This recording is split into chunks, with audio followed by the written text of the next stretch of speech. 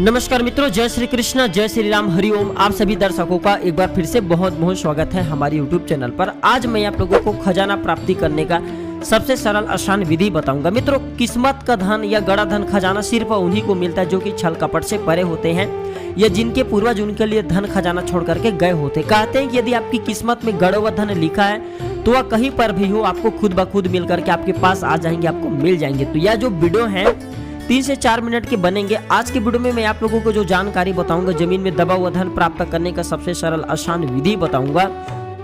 ये आपकी पूरे जिंदगी को बदल सकते हैं। 3 मिनट की जानकारी आपकी किस्मत बदल सकते हैं। और हम कई वीडियो में बोलते हैं कि वीडियो को कभी भी आधे बीच में छोड़ करके मत जाया करें, बाद में पछताना पड़ता है। और कोई भी जो जानकारी होती है व्यर्थ नहीं जाती, अभी नहीं तो बाद में चल करके काम जरूर आते हैं। तो जो हमारे वारस संहिता शास्त्रों हैं, कौतुक चिंतामणि है, रावण संहिता है, इसमें ऐसा बताया गए हैं कि भूमि में अगर ये लक्षण नजर आए तो आप समझ जाइए कि उस जमीन पर, मतलब उस जगह पर जमीन में दबा हुआ खजाना है। आज की वीडियो में मैं आप लोगों को बताऊंगा।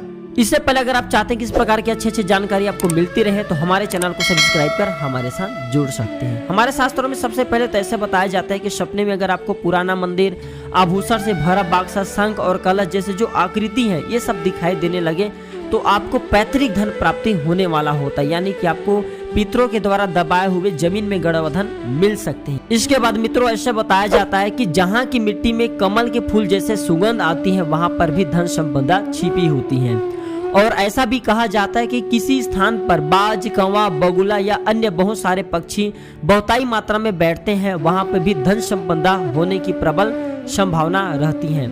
जिस भूमि के आसपास जल नहीं होता फिर भी वो अगर भूमि गीली दिखाई देती है तो समझ जाइए निश्चित रूप से वहां पे भी जमीन में गड़ा हुआ धन है। या जिस जमीन के आसपास में काले सर्प बहुत ही ज्यादा मात्रा में घूमते हुए दिखाई देते हैं तो उस पास जो वो जगह है वहां के आसपास में जमीन में दबा हुआ धन होने का संभावना रहता है, ऐसा हमारे शास्त्रों में बताए हैं। इसके बाद मित्रों कहते हैं कि अगर आपकी किस्मत में या आपकी कुंडली में दबा हुआ धन लिखा है तो निश्चित रूप से प्राप्त हो जाते हैं। ऐसा बताया जाता है कि जहां सांप, नेवले या गिरगिट निकलते हैं या उनके बिल हो वहां पर भी गड़ा धन होने की संभावना बताई जाती है।